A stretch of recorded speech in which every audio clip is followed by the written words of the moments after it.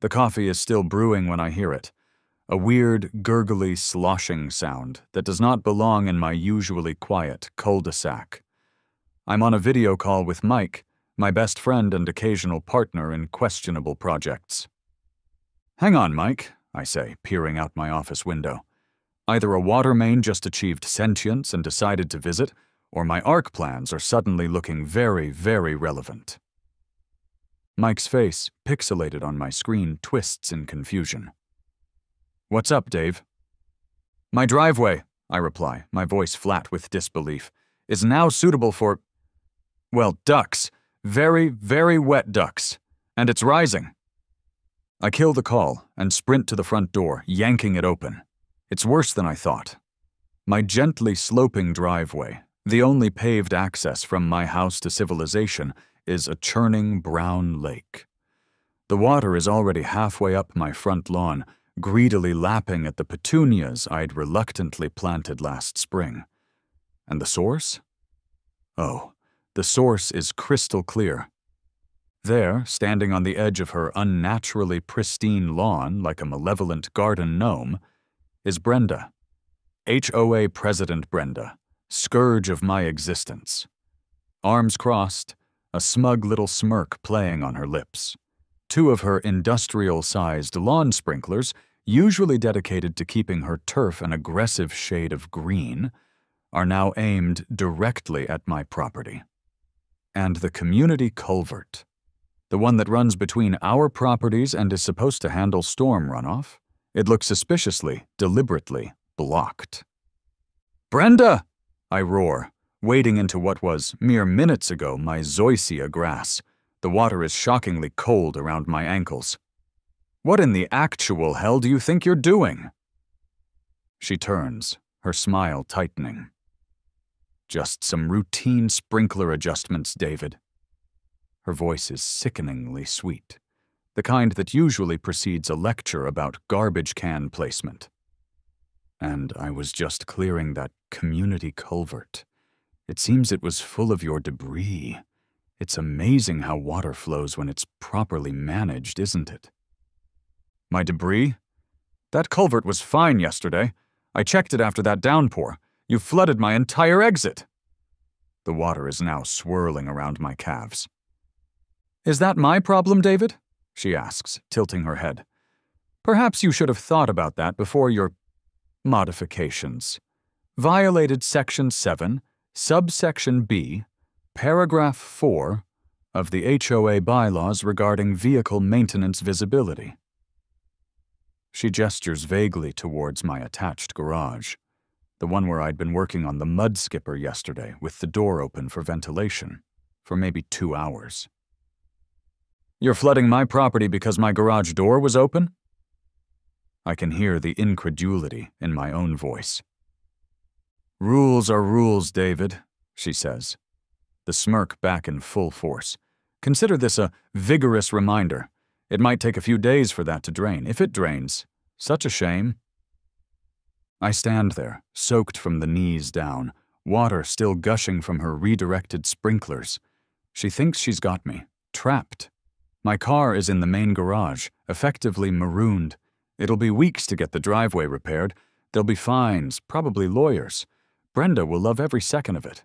Or... A slow grin starts to spread across my face. I look towards my other garage, the detached one at the back of the property, the one I built specifically for my projects. The one that houses the mud skipper. I remember buying the beat-up 6-wheeled ATV chassis years ago. It was a rust bucket destined for the scrap heap. But I saw potential. Hours, hundreds of them, spent welding, wiring, fabricating, making it stronger, faster, and yes, amphibious. "Just in case," I'd told Mike. He'd laughed, of course. "Who needs an amphibious ATV in suburban Ohio, Dave?" "You, Mike," I'd said. "You just never know when you'll need to ford a surprisingly aggressive puddle." Turns out I never knew how right I was. Brenda is still preening on her lawn, probably already composing her triumphant email to the rest of the HOA board. She doesn't see me turn. She doesn't see the glint in my eye. She doesn't see me head for the other garage. The doors groan open, revealing the mud skipper in all its olive drab glory. It's not pretty, not in the way a sports car is pretty. It's functional, formidable. I'd just finished tuning the twin-cylinder engine and checking the seals on the hull last weekend. I climb in, the familiar scent of gasoline and grease filling my nostrils. The engine turns over with a satisfying roar that echoes through the suddenly silent cul-de-sac. I flick a few switches on the custom dashboard. Bilge pump, check. Propeller engagement, standby. Then I gun it. The mud skipper lurches forward out of the garage, bumping over the lawn towards the newly formed Lake Brenda. Brenda finally turns, her phone to her ear, no doubt escalating her report of my violations. Her perfectly plucked eyebrows shoot up as the mud skipper, with me at the helm, doesn't slow down. It hits the water with a surprisingly graceful splash. For a second, it bogs down. Then, with a flick of another switch, the hydraulic system pulls the wheels slightly up into the wells, and the ducted propeller at the back bites into the water. The mud skipper is no speedboat, but it moves with a determined churn. I steer it past Brenda, who is now standing, mouth agape, phone slipping from her grasp. I give her a polite, almost regal wave. Section 7, subsection B, paragraph whatever. I mutter to myself, a wide grin plastered on my face. Can kiss my amphibious ass. The expression on her face? Priceless.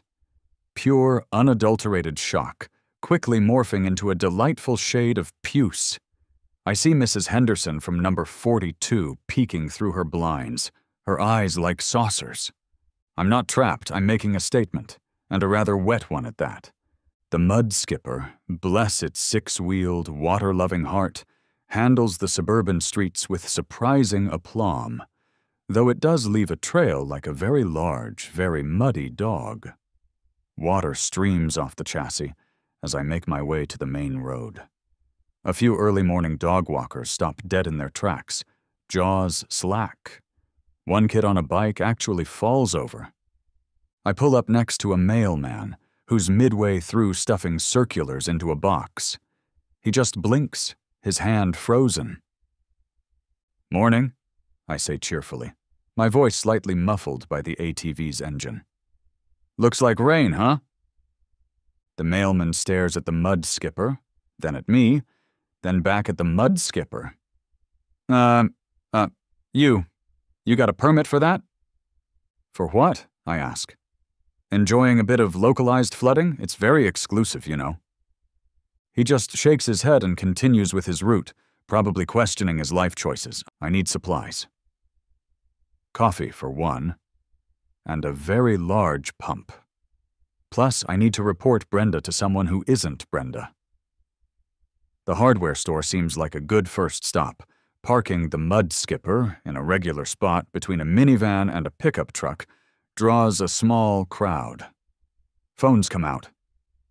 I can already see the #HOA wars hashtag trending. By the time I get back to my property, laden with a submersible pump and 50 feet of discharge hose, Brenda has company. A police cruiser is parked haphazardly on the strip of grass that separates our driveways, or rather, separates her driveway from my new moat. Officer Miller, young and looking like he's trying to suppress a grin, and Officer Crumb, older, with the weary expression of a man who's seen too many neighborhood disputes, are listening to Brenda's increasingly shrill account of my morning. The mud skipper is parked defiantly on what's left of my lawn, looking like a conqueror surveying its new domain. "Officers, thank goodness!" Brenda practically shrieks as I approach, hefting the pump. This maniac is terrorizing the neighborhood. He drove that thing through my prize-winning petunias." Okay, that's a lie. I specifically avoided her precious petunias. Her azaleas. Maybe I got a little close to one of those, but the petunias were untouched. Mostly. "Officers," I say, setting the pump down.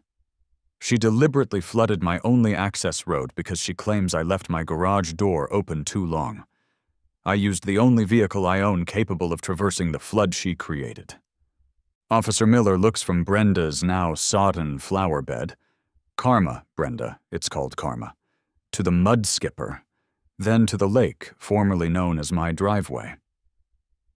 So, ma'am, you flooded his driveway? And sir, what is that exactly? It's an amphibious all-terrain vehicle, officer, I say. Officer Crumb sighs, a sound that seems to carry the weight of 1,000 petty squabbles. Just another Tuesday in Pleasant Valley. Ma'am, do you have proof he violated an ordinance requiring you to re-landscape his access with a water feature? It's in the bylaws, Brenda insists, her voice cracking. He's a menace, and that vehicle isn't street legal. It's an ORV, officer, I explain, and currently my property is an off-road environment, thanks to her. I gesture to the mini-lake. The cops try to mediate. It's clear they think Brenda is several sandwiches short of a picnic, but they're hamstrung by the civil matter nature of it all. They can't exactly arrest her for malicious sprinkler placement, though Crumb looks like he wishes he could. They do, however, take copious notes and warn Brenda about property damage and diverting water flow. Miller circles the mud skipper, a look of genuine admiration on his face. Nice rig, he mutters to me, when Brenda is momentarily distracted, arguing with Crumb about the definition of debris. Build it yourself? Yep, I say proudly. Their parting advice is to try and work it out like adults, which, given Brenda's current level of adulting, seems unlikely. Once they're gone, the reality of the situation sinks in. This is a colossal mess. I get on the phone to a local plumber, one with experience in drainage disasters. Yeah, hi, my name's Dave, I start. And I have a bit of an unusual situation. See, my HOA president decided my driveway looked better as a reflecting pool. The culvert's blocked, and her sprinklers are basically fire hoses. Uh-huh. No, she's claiming I blocked it after she… You know what? It's a long story. Can you just get here? Bring waiters, and maybe a sense of humor. I hang up and survey the scene. My security cameras, the ones I installed after Brenda tried to fine me for the unapproved color of my welcome mat, should have a good view of the culvert. I make a mental note to check the footage. As if summoned by my thoughts of surveillance, a new sound joins the gentle lapping of water against my porch steps. A high-pitched whine. A drone. A fancy, expensive-looking drone, hovering just over the property line, its camera lens pointed directly at me. Brenda, framed in her living room window, is holding the controller, a triumphant sneer on her face. She's documenting my unauthorized flood mitigation efforts. Oh, this woman, I mutter. The plumber, a grizzled guy named Fitz, arrives an hour later.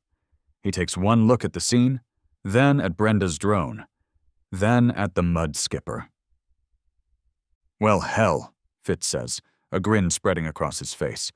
Haven't seen one of these since old man Henderson tried to dam the creek back in '98. She's really something, ain't she? Got more surveillance than the CIA. Tell me about it, I say. So, can you fix it? Son, Fitz says, clapping me on the shoulder. For the right price, and the entertainment value, I can make this whole thing disappear. Or even better, make it so it never happens again. Just then, Mike pulls up, his old pickup truck looking distinctly out of place next to my amphibious war machine. He gets out, eyes wide, a huge grin spreading across his face. "Dude!" he exclaims, walking towards me, carefully avoiding the deeper parts of my new front yard pond. "You finally did it! You broke her! This is magnificent! An amphibious ATV! I told you that was a dumb idea, and I've never been happier to be wrong." "She flooded me out, Mike," I say, though I can't help but smile back. "What was I supposed to do? Build a raft out of HOA violation notices?" "Yes," Mike says. "But this is so much better. So, what's the plan?" Besides turning your driveway into a permanent boat launch and charging for tours? Fitz here says he can fix the immediate problem, I say, gesturing to the plumber. But I'm thinking more long-term. I'm not just going to unblock that culvert. I'm going to make my property less susceptible to future acts of aquatic aggression. Fitz chuckles. I like the way you think, son. We can regrade a bit, put in a proper French drain system, maybe a nice, subtle berm on your side of the property line. Decorative, of course, with lovely water-resistant plants. Something that says, my owner values both aesthetics and a distinct lack of Brenda-induced tsunamis? I ask. Exactly, Fitz says. I know a gal, Sal, does landscaping. She's got a real artistic touch, and she hates HOAs. Perfect, I say. Brenda wants a water war? She's about to get a professionally engineered, beautifully landscaped, and utterly frustrating defeat. Mike is practically bouncing. This is going to be epic. Can I help? I can operate a shovel, or at least hand you beers while you operate a shovel. Brenda's drone is still buzzing overhead, a persistent, angry insect. I give it a cheerful wave. Let her watch. The show's just getting started. The next few days are a blur of activity. Fitz and his crew get to work on the culvert. And guess what they find? Not my debris, as Brenda claimed. Oh no. They pull out a collection of freshly cut branches, a suspiciously large paving stone that matches the ones edging Brenda's flower beds, and the pièce de résistance, a garden gnome. A rather portly gnome, with a red pointy hat and a fishing rod that looks identical to the legion of Normans populating Brenda's prize-winning rockery. Well now, Fitz says, holding up Norman by his ceramic boots, water dripping from his little beard. Looks like Norman here decided to go for a swim. Against his will, I'd wager. I make sure my security camera, which I've now aimed more directly at the work area, gets a good long shot of Norman's rescue. Then Sal the landscaper arrives. Sal is a force of nature. Tall, built like a linebacker, with a booming laugh and hands that look like they could wrestle a tree into submission. She takes one look at my soggy lawn, Brenda's glowering face in the window, and the general state of siege. So, Sal booms, her voice carrying easily over the sound of Fitz's pump still sucking the last of Lake Brenda into the now cleared culvert. The Wicked Witch of the West here tried to drown you out, and now you want a defensive perimeter that also looks nice with hostas? Pretty much, Sal, I say, grinning. Think Fort Knox, but with better curb appeal. And maybe something thorny along the property line. Subtly thorny. I like your style, kid, Sal says, winking. We'll make this place so flood-proof and pretty, she'll have to find a new hobby. Like competitive birdhouse painting, though she'd probably try to regulate the shade of blue. Brenda, naturally, is a constant presence. Her drone is up more than it's down, a silent, buzzing accuser. When it's recharging, she's at her window, binoculars pressed to her eyes, or sometimes even on her lawn, shouting helpful advice. That soil pH is entirely unsuitable for azaleas, she screeches, as Sal's crew starts digging, or, you're disturbing the natural migratory path of the common garden slug. Sal, to her eternal credit, gives as good as she gets.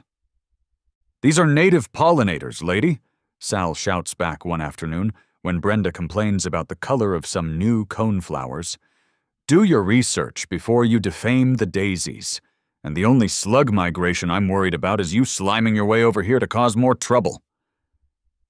Brenda sputters and retreats, but she's back an hour later, filming Sal's crew with her phone from a safe distance.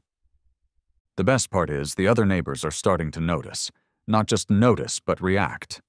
Old Mr. Henderson from across the street gives Sal's crew a thumbs up. Young Mrs. Rodriguez from 2 doors down, accidentally, sets her own sprinklers to come on when Brenda is at her closest point to my property line, drenching Brenda's meticulously coiffed hair. It's a small act of rebellion, but it feels like a turning point. The climax, though, comes at the emergency HOA meeting, Brenda calls a week later. The community clubhouse is packed. Brenda, looking severe in a power suit that screams I mean business, and the business is fining you, stands at a podium, a projector screen behind her. As you can see from this drone footage, Brenda intones, gesturing to a blurry, shaky video of the mud skipper parked on my lawn. Mr. David Mitchell has repeatedly and flagrantly violated numerous HOA covenants. His vehicle is an eyesore and a safety hazard. His unauthorized and extensive landscaping is an affront to community standards. She drones on, listing supposed violations, her voice dripping with righteous indignation. Then it's my turn. Mike helped me prepare. I have a very neat PowerPoint. Thank you, Brenda, I say, taking the podium. While I appreciate your creative interpretation of events, I have a slightly different perspective. Exhibit A, if you please. On the screen pops a crystal-clear image from my security camera. Brenda, in the pre-dawn gloom, stuffing branches into the culvert, followed by a shot of her accidentally dropping Norman the gnome headfirst into the opening. A collective gasp goes through the room. And here, I continue, clicking to the next slide, is Norman, post-rescue, courtesy of Fitz's Plumbing.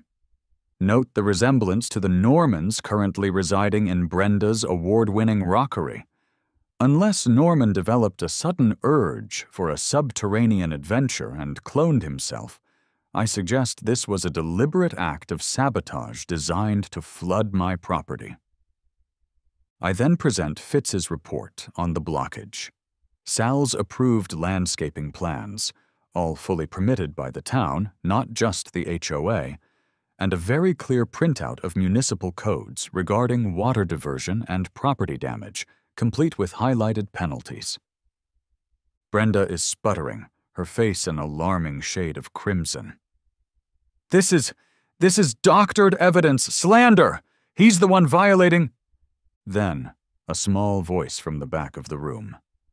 It's Mrs. Periwinkle, a sweet old lady who usually only speaks up about the annual bake sale. Actually, Brenda, Mrs. Periwinkle says, her voice surprisingly firm.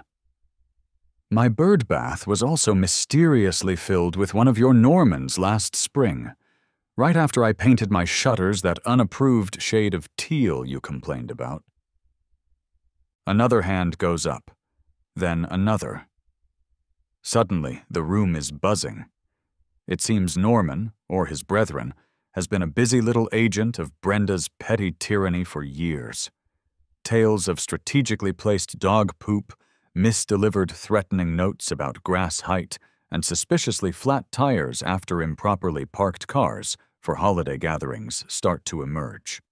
Brenda's carefully constructed facade of HOA enforcer-in-chief is cracking, then crumbling, then utterly collapsing in a pile of neighborhood resentment.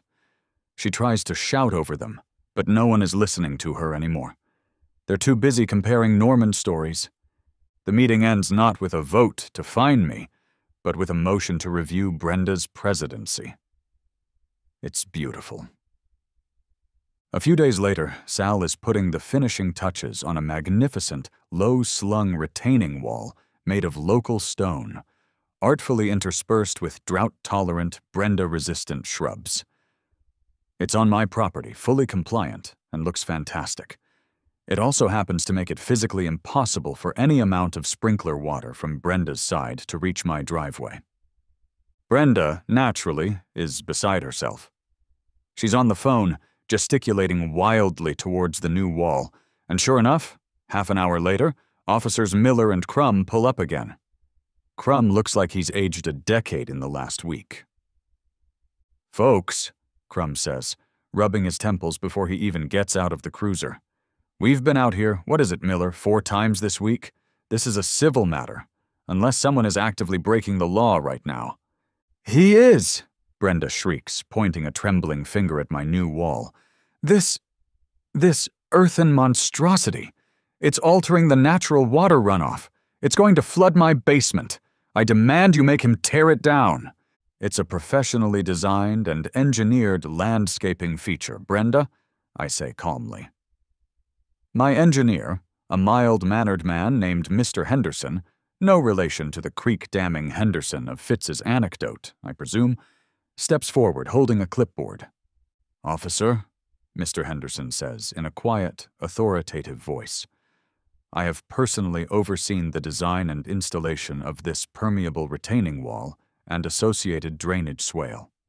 It meets all town codes and, in fact, will improve localized stormwater management for both properties. I have the stamped plans and permits right here." He proffers the clipboard. Brenda looks like she might spontaneously combust. Crumb takes the clipboard, leafs through it, and sighs.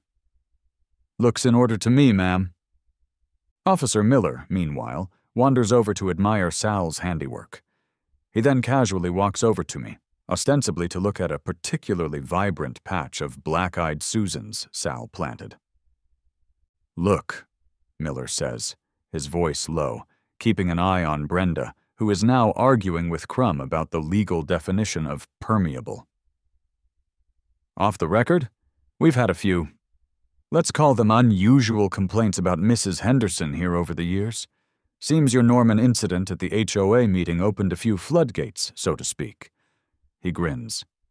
"The town council is starting to take notice of repeated frivolous calls to emergency services, and a few folks are apparently looking into a recall petition for the HOA presidency. Just keep your paperwork in order, and maybe invest in a good sprinkler for your own lawn, pointed away from her property, of course." He winks. "That, right there, is the sweetest victory. Brenda's reign of terror isn't just being challenged, it's being systematically dismantled, not by me, but by the very system she tried to weaponize." A few weeks later, everything is settled. The new landscaping is thriving. My driveway is pristine. The mud skipper is clean and parked in its garage, a silent guardian. It's a beautiful Saturday morning. I decide to take the mud skipper out. Not for any emergency, just a leisurely, entirely legal drive around the neighborhood. A victory lap. I chug slowly down the street, the engine purring contentedly. As I pass Brenda's house, she's out front, yanking weeds from her petunia bed with a furious, jerky energy. Her hair is slightly askew. She sees me, her lips thinning into a white line, but she refuses to make eye contact. She just attacks a dandelion with renewed vigor. I give a cheerful two-fingered wave from the driver's seat. The mud skipper, freshly washed, gleams in the Ohio sun. Some folks have Sunday drives in their classic cars, I think to myself. I have deterrent patrols in my Amphibious ATV. And you know what? The neighborhood's never looked more peaceful. Months later, Mike is over, helping me install a new winch on the mud skipper, just in case, you know. "So," Mike says, tightening a bolt, "any more aquatic adventures from Brenda the Barbarian?" "Not a peep," I say, handing him a wrench. "Heard through the grapevine the HOA board is undergoing a significant restructuring." And Norman was last seen in the town hall's lost and found, sporting a tiny little evidence tag on his fishing rod. Mike throws his head back and laughs. "You're a local legend, Dave. The guy who took on an HOA Karen with an ATV that thinks it's a boat." I grin, looking at the mud skipper. "It's not a boat, Mike. It's an amphibious all-terrain vehicle, and it prefers to be called the mud skipper. Show some respect." He's right, though. Life in the cul-de-sac is definitely more tranquil. And I have a feeling the mud skipper enjoys its reputation as the silent, six-wheeled protector of peace, quiet, and properly functioning culverts.